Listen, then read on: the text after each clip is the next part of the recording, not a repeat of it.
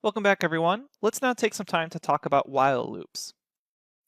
While loops will continue to execute a block of code while some condition remains true. So for example, if we try to relate this to a sort of real life scenario, while my pool is not full, maybe I want my program to keep filling my pool with water. Or if I'm designing a robot with some code, while my dogs are still hungry, keep feeding my dogs. So let's explore the syntax of a while loop. It's actually quite simple. We're going to say while and then some sort of Boolean condition. So we'll usually have some sort of comparison operation check, and a lot of times it's going to be while some variable is true or is equals true, then colon, and then a block of code. And that block of code, in this case represented by do something, is going to continue to execute while the condition is true. Now we can also combine a with statement with an else statement if we want.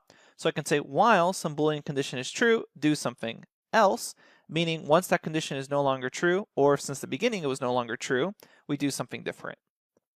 Let's explore these concepts with some examples. Let's hop to a Jupyter Notebook.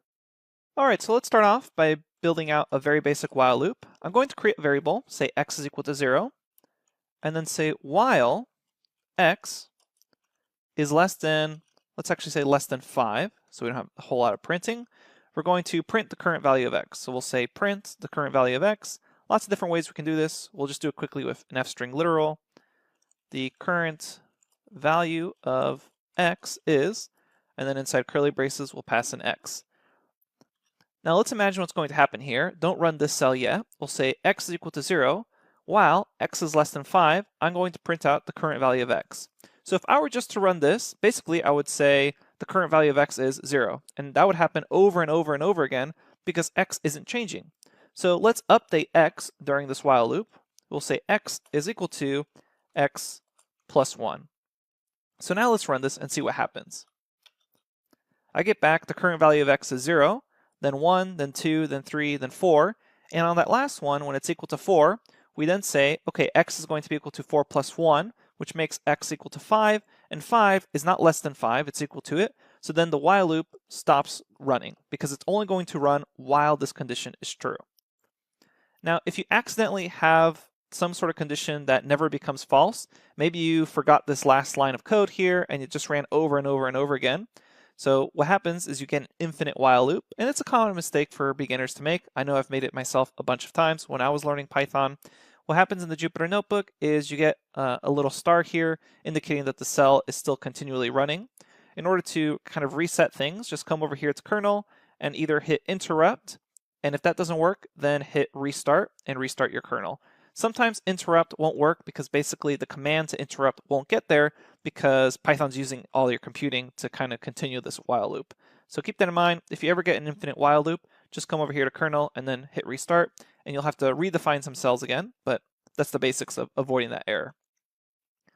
Okay, so we have the while loop by itself, and as a quick note, this statement of x is equal to x plus 1, we can also write that in the following manner. We can say x plus equals 1. So this line and this line are the same thing. This is just a more compact way of writing it. So if you're ever reading someone else's code and they wrote this instead, that's kind of a sleeker way of writing that same code. Let me run this again. We can say now in2, and we get back the same values. Let's attach an else statement to this while loop. So we can say else colon, and I'm going to print x is not less than 5.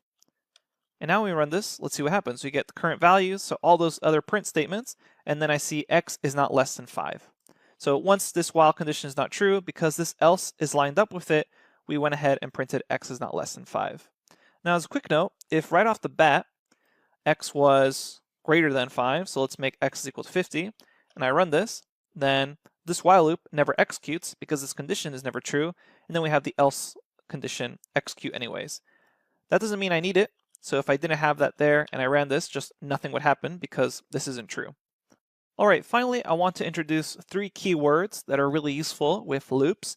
You're not going to be using them all the time, but sometimes you'll need their use cases, and that's the break keyword, the continue keyword, and the pass keyword. Break is going to break out of the current closest enclosing loop. Continue goes to the top of the closest enclosing loop, and then pass does nothing at all. So let's start a little bit backwards here. Let's go with pass, and we can show this actually with a for loop. might be a little simpler here. We're going to say for, let's make a quick list. We'll say x is equal to 1, 2, 3, and then say for item in x colon, and let's say we didn't quite know yet what we wanted to do here. We essentially want some filler. If I just have a comment here and I try running this, so when you attempt to run this, you actually get an error. It says syntax error, unexpected, end of file while parsing. And what that means is Python, because it uses indentation and white space as a crucial part of its code, it expects you to basically have something here. Even a comment isn't enough to fill it. So often what you can do is have the pass keyword, and the pass just says do nothing at all. And a lot of times programmers keep it as a placeholder to kind of avoid a syntax error. Because you can imagine if I'm writing a larger piece of code and I know eventually I want to come up and fill out this for loop, but right now I don't want to deal with it. Let's say I wanted to print end of my script over here. Now when I run this, I don't get that syntax error and I'm still able to print out my script. If I just have the comment, I get an error because it's expecting something to happen after this colon. So in order to avoid that, you can use the pass keyword, and you're going to see the pass keyword used a lot when we start building out functions and methods ourselves, because often when you're programming, you'll create a little holder for a function, but you don't want to test it right away. So you use the pass keyword as something to put in place there, so you avoid syntax errors, and you're also safe because you know a pass doesn't do anything. It just says, well, I'll pass this, and I'm not going to do anything. All right, so that's the pass keyword, does nothing at all. Continue goes to the top of the closest enclosing loop. So let's show you an example of that. And we'll actually use for loops again for this. We're going to say my string is equal to Sammy. So let's have that there. And we'll say for letter in my string, print out the letter. So here we see Sammy printed out. Now what I'm going to do is, let's imagine that I actually didn't want to print the letter A for whatever reason. I could do the following. If the letter is equal to lowercase a colon continue. And now when I run this, I'm not actually printing out the letter A. So what's happening here? Well, continue basically tells this program to go back to the top of the closest enclosing loop. So here's continue, and we have a loop up here for letter in my string. So if that letter is equal to A, we continue, meaning go back to the top of the closest enclosing loop. Note that we are specifically saying loop, we're not saying some sort of statement here. So that's where semantics can come into play, but what this is saying is if the letter is A, go ahead and continue and go back to the loop. So that's how you can use the continue statement. If you're a beginner in Python programming, it's definitely not something that comes up a lot in your beginning code. It's going to happen that more naturally you'll start using it much later on. So be aware of it, but don't worry about use cases right now. You won't really be using it that often.